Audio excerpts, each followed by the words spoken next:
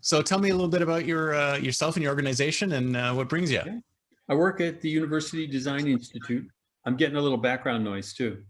I'm hearing an echo. Well, let me turn it down a little bit. There you go. How's that? Is that any better? Well, yeah, probably. Do you want to record all this, or are you already recording? Okay. Yeah, I'm started. I usually chop off a little bit at the front or at the back Yeah, or whatever as required. So here we go. let's start again. Okay. Yeah, I'm Dale Johnson. I'm the Director of Digital Innovation at the University Design Institute at Arizona State.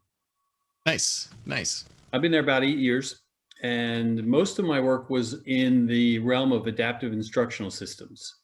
So I spent 7 years working closely with faculty to build these systems and implement them, and primarily in the introductory courses, the 100-level courses in biology, chemistry, physics. Fantastic. Well, I had a number of educators on previously, and nobody's ever talked about adaptive systems. And I'm super interested in adaptive systems and how they operate, because I think that's the future of education. I think that's where we're going, and that's where we should be now, right? I mean, I didn't Yeah. even realize, I knew that there were some systems out there, but I didn't know how advanced they were or where we were at with them. So one of my favorite quotes is, "The future's already here, it's just not evenly distributed." And that's the case of adaptive systems. There are 2 adaptive systems, maybe 3, that have reached enterprise scale. If you haven't heard of it before, Alex, which is a product from McGraw-Hill, is the most advanced adaptive instructional system. It's a math system, teaches 3rd grade through 1st year of college. And Alex was a product that came out of the University of California, Irvine. A couple of faculty members built the original algorithms and developed the theories, and then they started a company and eventually sold it to McGraw-Hill. And that product we use in college algebra and college math at Arizona State. And we have 10,000 students who were in college algebra last year. There were 10,000 personalized learning paths in that class. We don't do any more lectures. Everything is videotaped and embedded in the Alex system. There are 370 videotaped lessons done by our faculty members. And what the students experience is, it's a continuous assessment model where the system is guiding you towards mastery. What they do is an initial knowledge check so they can determine where you are. And that was the revelation for the faculty initially when we saw the spectrum of student results from the initial knowledge check. They knew right away that we were onto something. And it's been very good for the students. The success rate has gone up 17 percentage points over the last 4 years. That's unprecedented. In our history, we were stuck in the high 50s, low 60s for success rate. That's a grade of C or better. And now we're up to 84% and pushing, hopefully this year, up into the 90s. So, as we've learned how to use these adaptive systems, they become more and more effective for our students. So tell me a little bit about the initial assessment. How does it work? Is it just sort of like I sit down in front of a computer and you just quiz me, or how does that actually work? Exactly. So it's an adaptive test. So it starts off probing the limits of your knowledge. And what the faculty at Irvine developed was what they called knowledge space theory. There are networks of knowledge in every discipline. And what they've done is they've mapped out the math network. So they're looking for the limits of your knowledge. So they'll give you a difficult problem. If you fail, then they roll back until you can pass, successfully complete it. Then they'll push you out again, see where that probe ends up. Within 30 questions, they can determine what level of math accomplishment you've mastered. And that's part of that adaptive algorithm. They've basically been honing their data or their recommendations with petabytes of data. They have millions and millions of students using it in the K-12 systems and higher ed. And what they've been doing over the last 20 years is building a powerful recommendation engine. They've gotten to the point now where they say they can successfully predict with 94% probability what you will do on the next question they give you, whether you will be able to complete it or not. So when we get to those levels of predictive capability, we're pushing the upper limits, theoretical limits of adaptive capability. But that initial knowledge check with 30 questions, they place all the students on the spectrum. In our case, our faculty identified 370 lessons that the students had to master in order to successfully complete the course. And sometimes we have students that have 220 of those lessons mastered on day one. Mm. And there are other students that have zero. And quite literally, they take 30 questions, they can't pass any of them, they start at zero. So we're working with that kind of variability. Now, the interesting thing for us as educators and scientists was that we now know that has always been the case. In every class for the last 2,000 years, since the Greeks started using mass production for education and theater and entertainment, it's always been the case that there's a wide variety of knowledge levels, but we've never had any tool to actually deal with it before. So it's only in the past 20 years that we've developed the educational tools like Alex that we need to successfully personalize education. So from a megatrend standpoint, I tell people we're moving from mass production to mass personalization. This is happening in every realm of our life. You probably experience it, dozens of times in the last 15 years. You don't have a paper map anymore. You have a map of the world on your phone. I did a project in Vietnam last year, and I never once had a problem navigating because I can put the address in. I can't read or speak Vietnamese, but I can put the address in and I can go anywhere in the country. That's only 15 years old. We now take it for granted. Same thing's true with music. You don't buy CDs or discs anymore, vinyl, because you've got 3 million songs in your phone and 3 million songs that are personalized to your playlist. Mm-hmm. So we're seeing this in all the realms of our daily life, and now it's creeping into education. So part of what I'm working on, and the reason why we're focused on digital innovation, is we want to scale this. We want to go beyond math. We want to extend into biology, physics, chemistry, all the other areas. History, we've done philosophy courses, Really? psychology courses. Yeah. Well, I'd be interested to hear about the philosophy courses because it seems to me this is something more like a hard science STEM type of thing that would work. How do you map to philosophy and other soft skills like that? Yeah, so the low-hanging fruit is all the STEM. We went through economics, math, everything that's got really good knowledge structure and tends to be cumulative, right? So you're building knowledge over time. When you get to philosophy, it's more like a potpourri, or maybe smorgasbord is a better analogy, where you take from a variety of different models. So what our philosophy professor did was he said, well, let's do these logic models as different adaptive experiences. Like some people might understand one logic model and have a terrible time making sense of another.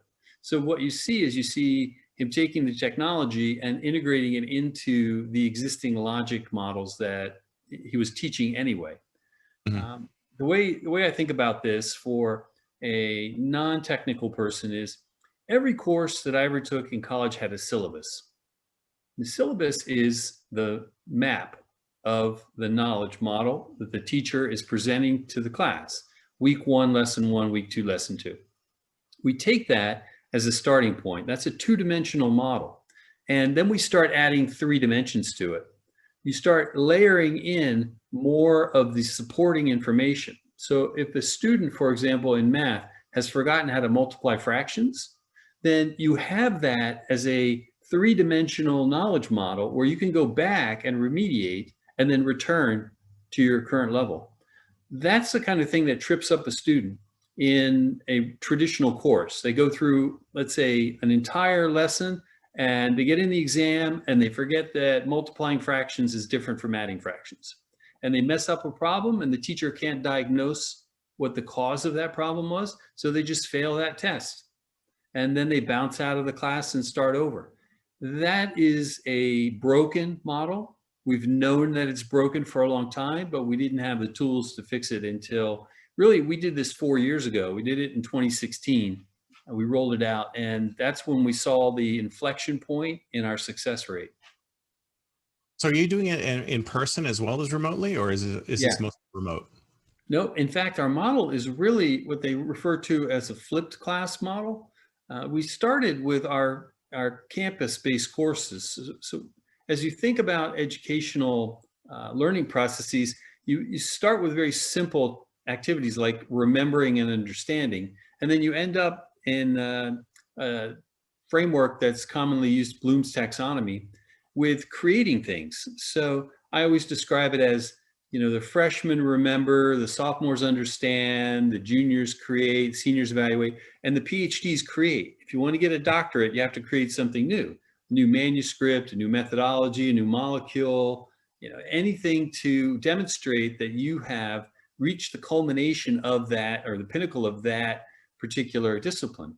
So Right. what we're doing is we're saying, let's outsource or give that basic instructional process of remembering understanding to a technology, an adaptive system, Hmm. so that we can free up time to do the more high level thinking, analysis, evaluation, creativity. Those are the value added skills that employers are looking for. I'm not interested in whether you can remember the details of a history lesson. I'm interested in knowing whether you can apply the lesson from that historical moment in the current context. That's where we're getting more value. The time that the teachers are spending with the students in class is now spent in problem solving. This is not new either. It started with the medical profession about 100 years ago. They started doing case method. Diagnose this case. So they give the students a case, and they have their analysis, and they decide, well, you've got lupus or whatever. Then the business schools picked it up about 70 years ago. The law schools picked it up. So each one of these professional disciplines has been using case studies and problem-based learning for 50 or 60 years. What we're saying is, why can't the freshmen do that? Why are we making them wait until they're in grad school to do the fun stuff? So that's Yeah. what we did. We took all of the instructional material in intro bio, we put it online, videotaped all the lectures, put all the readings, put all of the quizzes into the adaptive system. When the students come to class, they work in small teams of 6, and we give them problems. We give them real world problems. Let's genetically modified organisms. Okay, so we have a huge case around GMOs. And students love this because it's all top of mind, right? They're thinking about, should I eat that apple, or should I be vegetarian, or my friends are all vegan, should I be vegan? GMO to be afraid of.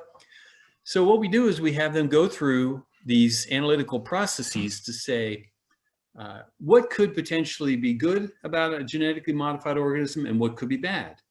And then we have a debate.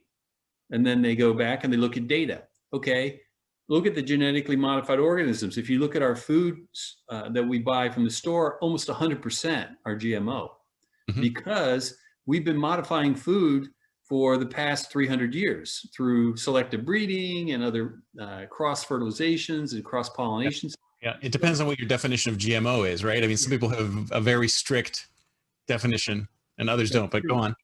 If you do gene transfer, then you're talking about another level. Right. But most of the food stock, like the corn that you see Native Americans used to eat, was about 3 inches, 4 inches long. Yeah.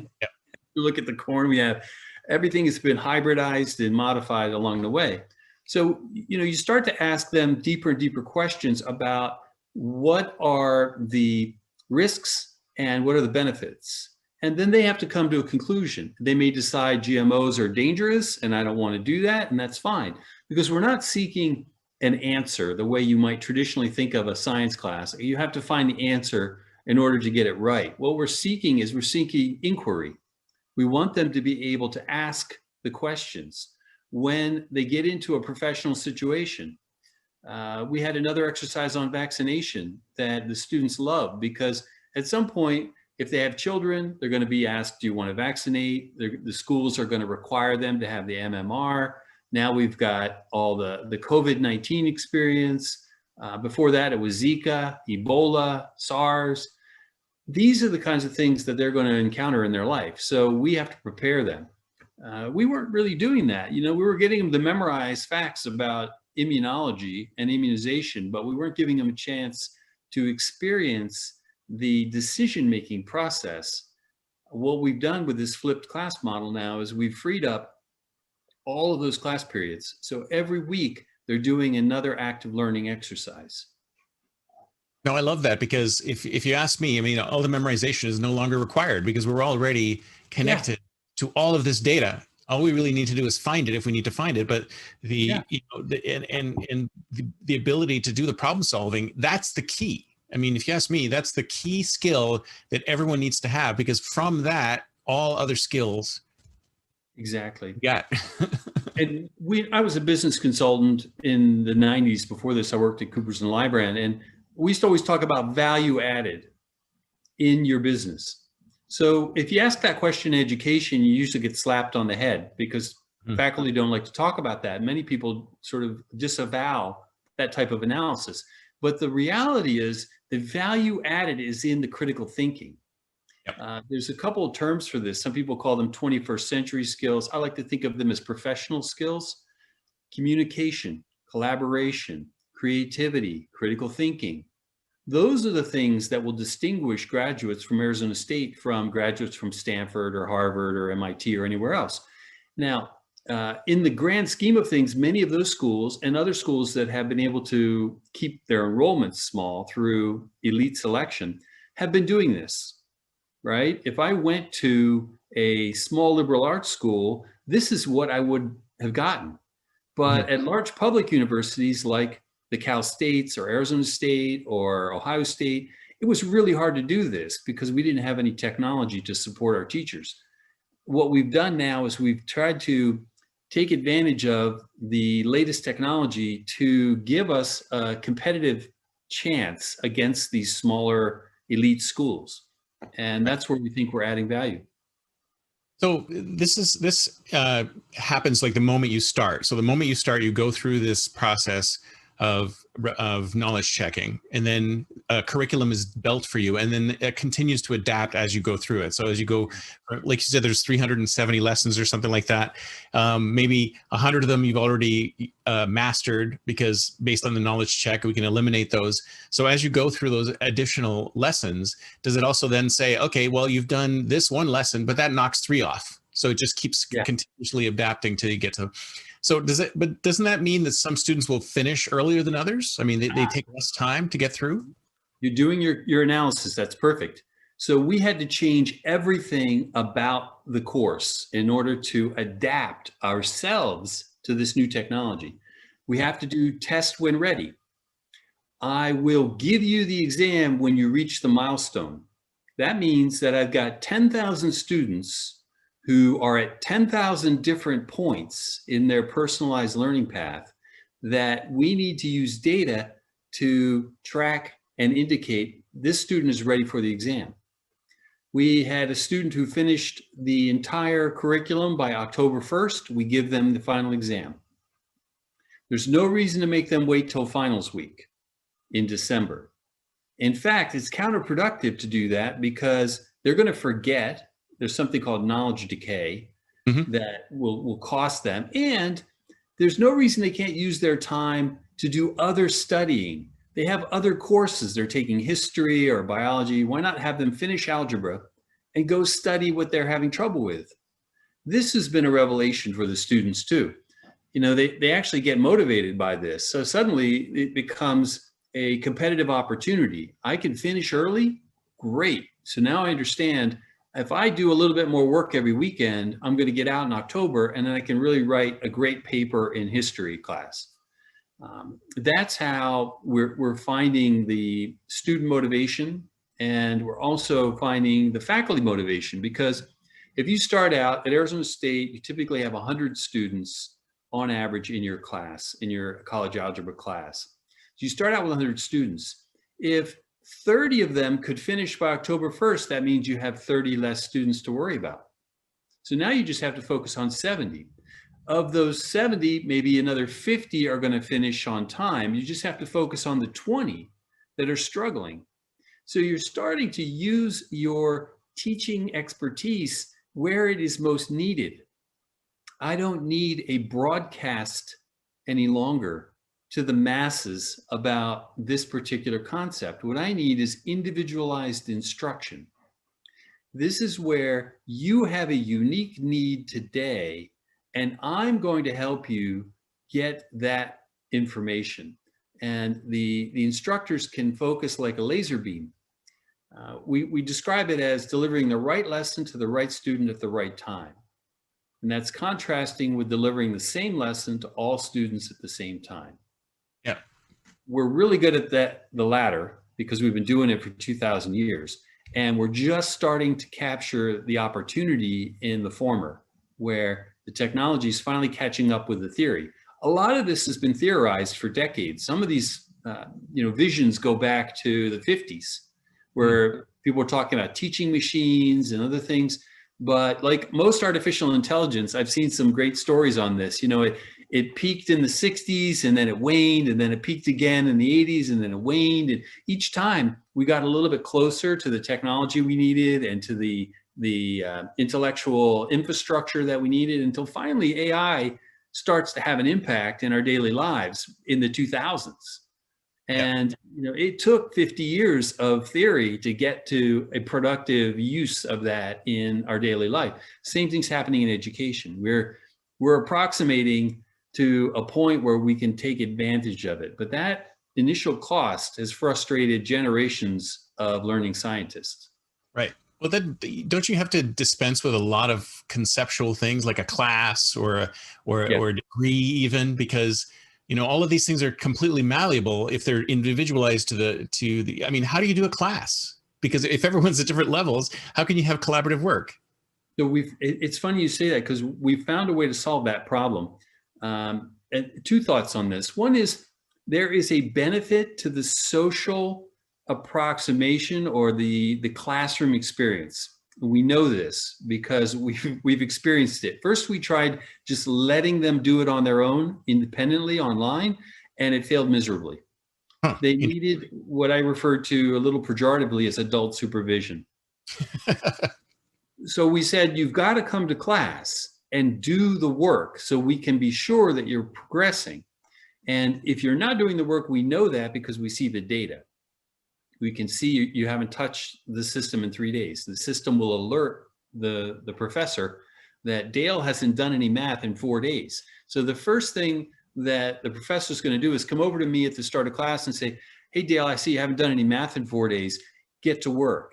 We want you to do an hour of math every day so that you can finish early. So I'm alerting, the professor's alerting me that they know what I'm doing and how I'm doing.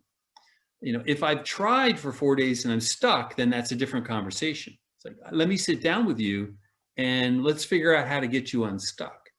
Mm-hmm. So that's the first level of interaction that's totally changed from the old model. The second is about the teamwork and grouping. What we've figured out is we insert levels within the system. So they reach the level, and then we can group them at that level. The system will tell us, okay, you've got 20 students of your 100 who are at level 1. So once every 2 weeks, we say, time out, put your computers down. We're going to give you a problem to solve as a group. And they get down and they sit together in groups of 5 or 6 and they work the problem. So we're not just saying to them, bury yourself in the machine and we'll see you in 16 weeks. We want to be creating an environment where they are learning to master the math or the biology, but also to master those other skills we talked about. That's interesting. So you basically change the group based on where they're at within that cohort. So Dynamic. you need to believe that the whole thing should be actually broken up. So this starts at college level, right? Is that where it's at right now? Yeah, that's where we are, first year. So is there any reason why it can't go all the way back down to high school or even earlier? I mean, the only thing that's inhibiting us now is culture. I mean, we have a structure of education that has, essentially an industrial age structure. Everybody knows this. We've all experienced it. I grew up in it. You grew up in it. It works to a degree, and it provides a social benefit. But if you're thinking ahead, if you're looking over the horizon, you say we have a 19th century educational model and we need a 21st century educational model. So we're at an inflection point. And as these tools become more mature and the teachers become more adept at using them, this should start probably in the fourth or fifth grade. There's a lot of learning science about that too. When do the students start to show mastery at different levels? Hmm. They start to break out in fourth and fifth grade, where you suddenly say, that kid's smart. And maybe it could go all the way down to earlier grades, but we place social value on the age-based cohorting up through fourth, fifth, sixth grade. Then we pretty much throw them out to the wind at that point. When I was in school, by seventh grade, we were already taking independent subjects. I had a math teacher that was different from a physics teacher that was different from, Yep. and we were grouped by interest. So we were already, by middle school, we were splitting. So this system would say, we don't do age-based grouping anymore. We do ability-based grouping. Mm. What does that mean? You could still have all of the 10-year-olds in a classroom, but they would be grouped by ability. So you'd say, okay, we're going to do math for an hour. Open up your Alex system and start working on your math. Now that means that the 24 children in that classroom are going to have 24 personalized pathways through that level, fifth grade math.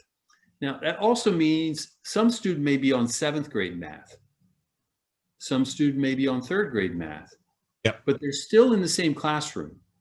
So what you have is you have an age-based class, but an ability-based educational model. That's the ultimate goal. But wouldn't you want to split the class up at that point, where if you start seeing these huge disparities, like recluster them again? So the technology, from a social standpoint, you want all the 10-year-olds together. You don't want a 10-year-old, this has happened a lot, right? There's the whiz kid who's 13 and he's getting his master's degree at Stanford. Yeah. So there's a social problem there, right? That child has to mature to be with 20-year-olds and 24-year-olds. And so you're asking a lot for a child. So what you say is keep them with the 13-year-olds, but give them master's level work. Right. And that's where the technology enables us. You don't need to have the social isolation that came from that old model where you pull that smart child out and say, now you're going to Stanford and you have to mix in with the freshmen. It's going to be awkward, but that's the way it is for smart kids. It doesn't have to be that way. And well, it sounds like that this sort of compartmentalization of education doesn't necessarily need to mean that you have to actually be in school, right? You could just sort of take the lessons interspersed with life. Everyone's life is turning into a bunch of Lego blocks now, right? It used to be monolithic, leisure, commute, work, commute, leisure. And now it's like a little Lego block of work, a little Lego block of leisure, a little Lego block of education. So is there any reason why it can't be non-monolithic like that? None at all. And you're describing what I'm going to be moderating on a panel. Actually, I have a colleague from Stanford. I see that banner behind you. That's why I keep saying that. He's going to be on the panel with me. I've got 3 really brilliant panelists. We're going to talk about this. The lifelong learning model is not just think of it as going from an ancillary role to a primary role in your life. This is my experience. Might be yours as well. We are constantly learning. What we learned in college prepared us for that lifelong learning journey. And that panel is coming up on the 21st, sponsored by the Western Cooperative for Educational Technology, WCET. And I think it's really a central theme here that education is a personal journey. Now, we have social norms and we have social constructs that help us develop whole and healthy children. And that's important. I wouldn't tell a 10-year-old, here's a computer, good luck, any more than I would tell an 18-year-old that, right? Because we saw, just personally from ASU, we saw the results. They were disastrous. They don't have the self-discipline. Now that part of the brain develops around 22, 23, you start getting a higher order reasoning capabilities. So at some point, independent study is the norm, not the exception, but we're on a glide path. So we tell a 10-year-old, you're going to hang with your buddies here, and you're going to go to recess and lunch, and you're going to have art class together, but you do really well in math, so we're going to keep moving you. We're not going to make you wait, because there's nothing worse than a bored genius or an overwhelmed child who hasn't been prepared properly for that grade level. Those are Right. the two extremes that we're constantly struggling with. You have the happy middle, those kids who are just going to do well because they're prepared and they're doing their homework. But how do you help those extremes get into the same groove? Hmm.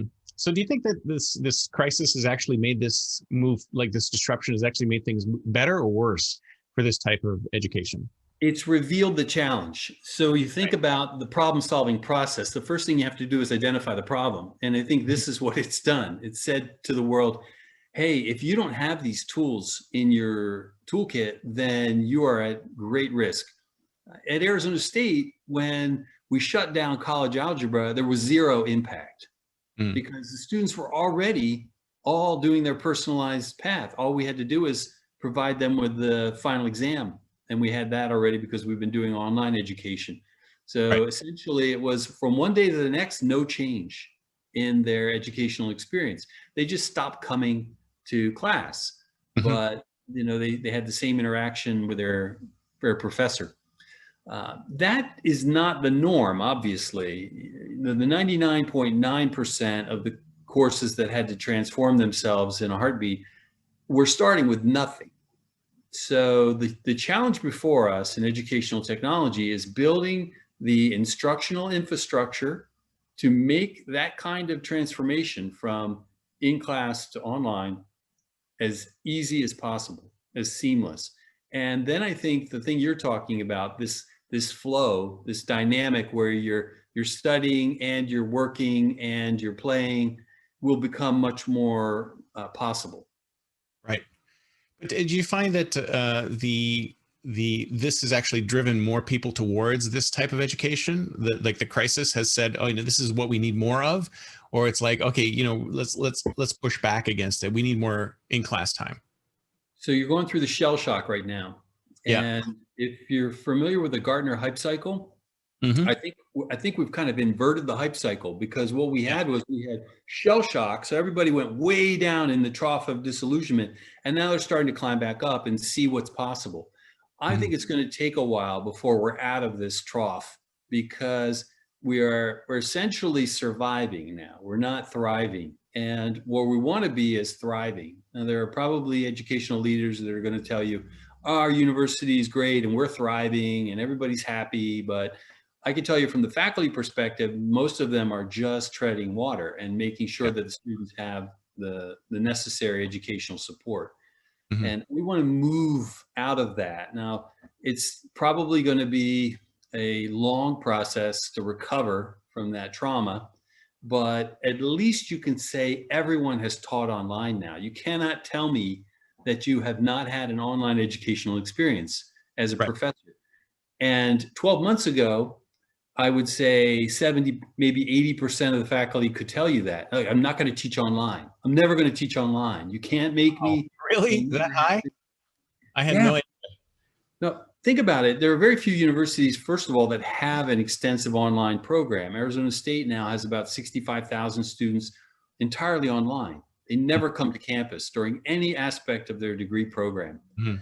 Other universities, very, very nascent, like small numbers of students. It's really rare to see that many. Almost 50% of our students are completely online. So as you think about where the entire industry was 12 months ago, there were a lot of people who were just happy to be left alone. I Yeah. teach my course. I've been doing it for 20 years. Don't bother me. I'm not interested in putting my stuff online. And then from one day to the next, it was an imperative. I think those are the people who are going to ask for, and they may become the best customers in this transformation. They're going to say, "Hey, I want to do more. I want to have a better tool. I need better infrastructure." And those are the demands that we're responding to now. Right. So what do you think needs to happen culturally for this thing to get more widespread? Because I'm a true believer. I think this is exactly what pretty much every educational system at every level needs. We need this adaptive learning system all the way along, so that people can say, like, I'm done, or this is where I need to go. And in fact, beyond the simple subject itself, right? It's almost Yeah. like if you're on the track to be a doctor, right? A pediatrician or something like that, you should have a full-on pediatrician learning track from beginning to end, and with all the elements required in one thing. And I mean, what do we need to do culturally to make that happen? So the first thing we need to do is we need to stop thinking about things in the course and credit hour structure. That is the Carnegie system that we developed in the early 1900s to measure educational inputs and then use those as a proxy for outputs. So you go and you have a 3 credit hour course. Well, that signals to the market that you sat in a classroom for 48 hours. Yeah, Doesn't exactly, mean you learned exactly. anything, We have to right? disconnect that time frame from the knowledge levels. So a lot of these are structural impediments Hmm. to our success in transformation. So you have to get into that level of detail. I think the term culture is almost a foil for not doing anything. Right. I use it, right? I say we've got to change the culture. Everyone talks about that. But the reality is there are structural impediments, and the culture won't change until you change those infrastructure issues. So we got to get rid of the credit hour. We've got to get rid of the idea of a course, the way we've thought about it, right? The way I look at it is there's a level here. I call it the lesson level, and that's where we need to focus. So all of our energy should be focused on developing manageable and measurable lessons.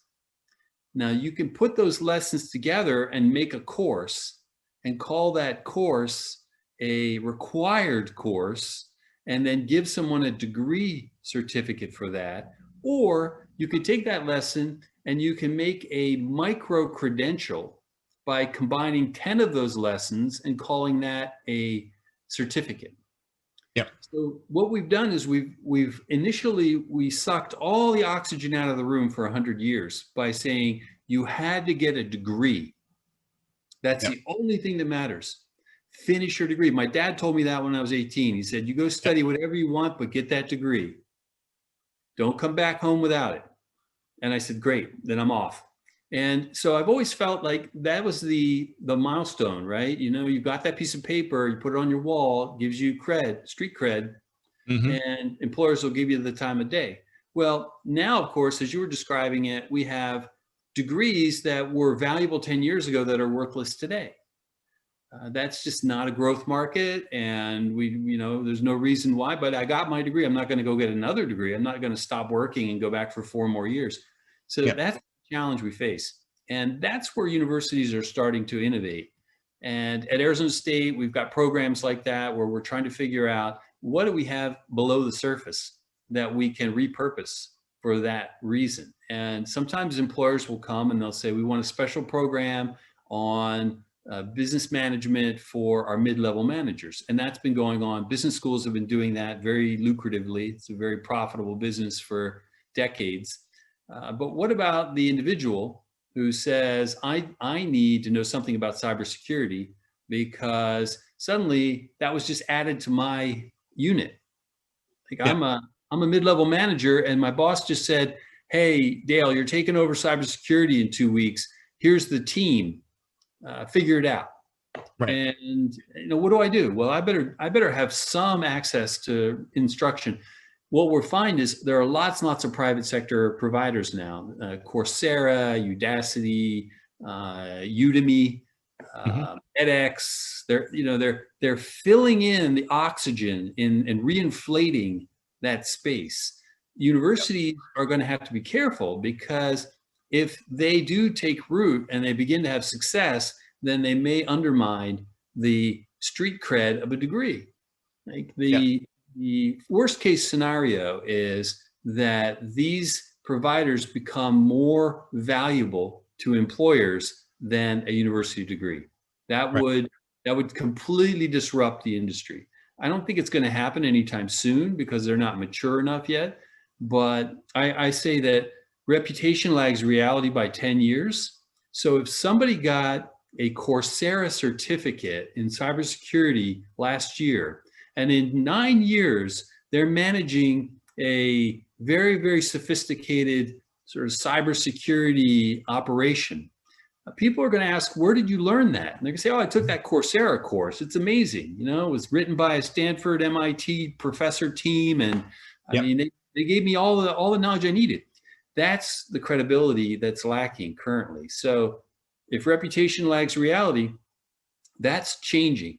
You know, that reality is changing. Those people that took that course from MIT, from Harvard, from wherever, from Arizona State, are going to start making decisions that are going to be beneficial to their organizations.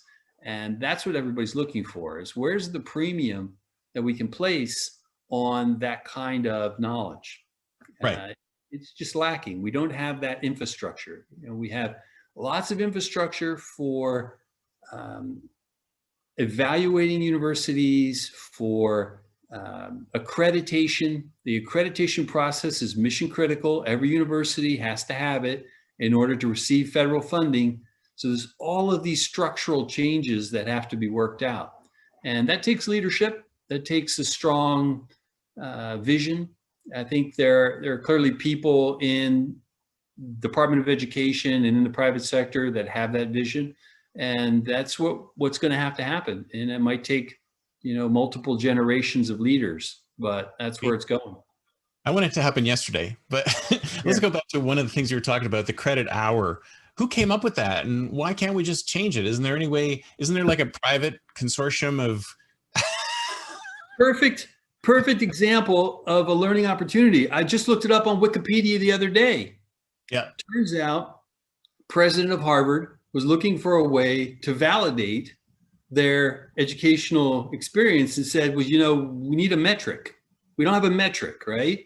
Mhm. So here we go. We wanted to structure the disciplines and create metrics. And so you manage what you measure, the Mhm. old axiom Yep. from 1960s in you know, management theory. This is where the leaders, the thought leaders at the time, came up with that idea. Now, I just went to Wikipedia and found that out 2 Mhm. days ago because I thought the same thing. Like, how did we get into this mess?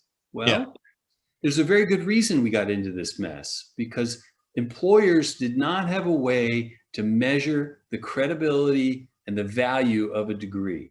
And rather than being overrun by a bunch of fake degrees, the leaders at the time, the Harvards, the MITs, the Ohio States, the Michigans, you know, the land grants, University of Arizona, they said, we're going to step up here. We're going to create a structure so we can keep the riffraff from Yeah. getting into our game. Well, what's to stop them from doing the same thing now and say, we're going to create a new structure which is not based on this? I mean, Only 100 years of legal and administrative bureaucracy.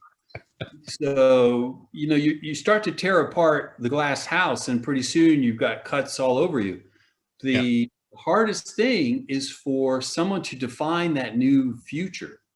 And so as we think about innovation, it's coming up with a way to explain where we will be after we get sliced by 1,000 cuts.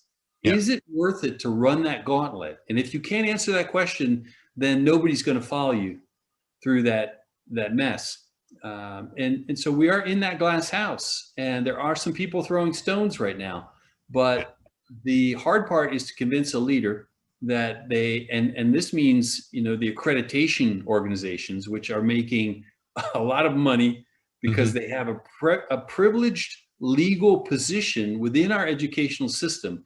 After World War II, another legal fact, when the GI Bill was passed, the Congress was worried that there were going to be a lot of fly-by-night schools that popped up and said, hey, GI, you just got back from war. Why don't you take typing? I'm going to charge you way too much. I'm going to give you a typing degree, and it's going to be worthless. And I just took all your GI benefits and you're screwed. Mhm.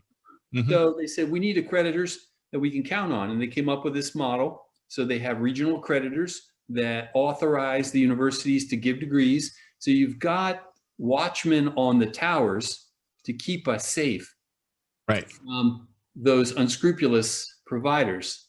And in this case, it's worked, right? You know, we've kept a lot of that unscrupulous behavior out of the market, and we've protected millions and millions of students who otherwise would have been defrauded. There's still challenges, all in the Mhm. periphery, you know, and people Yeah. argue, is that inhibiting innovation? Yes, it is. Hmm. But is it also protecting people? Yes, it is. Yeah. So you have insurance and innovation, and they rub up against each other. And that's that crack that you have to work in right now. Um, for, let's say, a secretary of education, there may be too much risk to go out on a limb and say, we're going to restructure the accreditors so we can allow more innovation. Because the universities have a vested interest now. Everyone is built in. And it takes a lot for an innovator to find a little bit of room to maneuver through that glass house. Right. Well, it sounds like you're going to have to go in that direction anyway. So these new providers are eating up your share, right? So you're going to have to step into that space anyways. Like if you can't beat them, join them, right? And I think that's what a lot of providers are doing. They're saying, okay, we got to release this stuff online. We got to create online courses. We got to be more adaptive. We got to go that way because otherwise, our students are not going to stick with us. They're going to go elsewhere. There's lots of analogs in history about this, right? If Yeah. you look at other industries that had defensible positions, like Smoot-Hawley tariffs defended major industries, steel, coal, all these giants of industry that grew. And as you strip away those defenses and you say, well, we should have free trade or we should have open markets, then you start to see the Koreans and the Japanese and others come in and eat up the market share to the point where the steel industry collapses. Pittsburgh has to reinvent itself as an educational hub and becomes the health education capital of the world. Hmm. And as research centers, and so that kind of transformation is very painful. If you lived in the Northeast, you know that story really well. It doesn't happen overnight. It happens over decades, and millions and millions of people are ruined in the process. So Yeah. that's where education is right now. We have defensible position with um, the existing superstructure, and if they said we're going to change accreditation, well, all hell would break loose Hmm. It has because to then break loose. Otherwise, nothing will change. It's like a crisis. Crisis has to drive change. Otherwise, will change occur? Right? I I think mean, it will occur, but at some point you might reach a breaking point. There's the mechanical equivalent of this is you're bending the stick and then it snaps. yeah. So I don't know if this stick will snap. Now, most university faculty and most university leaders are betting that that stick won't break. Hmm. That's just going to bend. We're going to be malleable. We're going to respond. Our president, Michael Crow, has bet his career in our university on that. We will bend with the market. We will offer online degree programs. We have over 200 online degree programs, and we will be the, as he refers to it, the new American university that flexes to this market. But you look at other universities, they may be brittle. And there's a lot of concern now at the mid levels. This is happening in Pennsylvania, it's happening in other states. At the mid levels, the regional universities are very brittle. Hmm. And without continuous investment from the state government and from federal funds, they could snap and they could go out of business. Yeah. So that's a fear. Now there are people who say, "Yay, let's get rid of the 24 regional universities in Pennsylvania and let's consolidate around Penn State." But there's also social value to having universities in small towns or in the regional centers so that they can develop the new economy. If you hollow out Yes. the You almost whole, need AWS for universities where they can just say, I want to subscribe to this service and then run my local stuff through my own instance of AWS or something like that. So yeah. is that When you looked at the golden years of education, which were the 50s and 60s, the expansion was tremendous. University of California building whole new campuses, everyone throwing up new buildings, billions, trillions of dollars invested in education. That superstructure still exists. but it is fraying at the edges, and it is at risk because it's hard to sustain. Here we are 50 years on, and what do you tell someone in a small town in Pennsylvania that has a college that's enrollment has been declining for 5 years? And there's no prospects that their enrollment is going to start going up. Right. At some point, you cry uncle. You either cut faculty, you cut staff, you cut facilities. You've got to change the equation because the budget's not balancing. And those are hard discussions, right? Those are the painful steel town, coal town conversations that have left generations of people in the United States bitter. The angst that still comes out of West Virginia and Ohio from the closing of the coal mines is sometimes way out of proportion to the real economic impact. I Right. mean, it's a human impact, right? The economic impact is infinitesimally small. The human impact is infinitesimally great, Right. or infinitely great. So this is where we are in higher education now. We're at that point where we know we have to change to continue to serve a growing economy. But it's difficult when you have infrastructure that is aging out, and Right. that includes organizational structures. But when you have the ability, I mean, now in these times, you can pretty much learn from anywhere. So is there any reason why we can't sort of bring those institutions into the some kind of a fold where, you know, they're more protected? That's the conversation that they're having in these states. And it is about what part do you need to keep locally and what part can we centralize, which Right. is a natural business process. You know, you Yeah. look at, I go back to the term value added. What is the value that a professor in a town in Pennsylvania, a regional center, will add? Is it giving the same lecture they've been giving for 30 years, or which the students can actually get online now from 100 other faculty members, or Yeah. is it doing something different with them? And Right. my argument is it's doing something different. That, Yeah. as you were saying, that information is widely available. So I think of it as three value added processes in that sort of teaching spectrum. One is the configuration of the curriculum. You have to decide what is in that class. So the professor says, this is my syllabus. Good. Second is the content creation or curation. You have to decide as a professor, what am I going to read? What do you want me to see? What exercises do I have to do? What tests do I have to take? The third process there is certification. Okay, you as a professor will decide, when do I successfully master the material? So these are three activities that faculty members do that add value. Lecturing is not one of them in my Yeah. mind. Yeah. There are better ways to do that, but it's really hard to do the others because those are higher order thinking for the faculty. Mm. Now, there's also the fourth C is community. And so the argument I was making about the 10-year-olds holds for the 18-year-olds too. There is a value to being in a community of learners. We all know this from our own experience. So what you're trying to figure out is, how do we enable the community? Now, I have a personal experience with this. When I was in school, I was an undergraduate at Arizona State. There were hundreds of students in my first year classes, 197 students in intro physics. How did I find community? Well, I found community through my lab section, where we had 24 students, and my lab partners. So I found three other people who had the same interest in physics. So I found community. But the faculty had nothing to do with that. They were oblivious to it because they didn't care. They didn't have to care. Right. Yeah. Other people find community in fraternities, sororities, sporting groups, extracurricular activities. I was in student government. I think that used to be an externality. And now what I think is we're making it part of the core value proposition for education.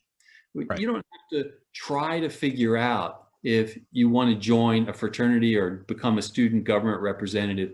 We're going to offer you hundreds of opportunities to find community through these case studies and problem solving exercises.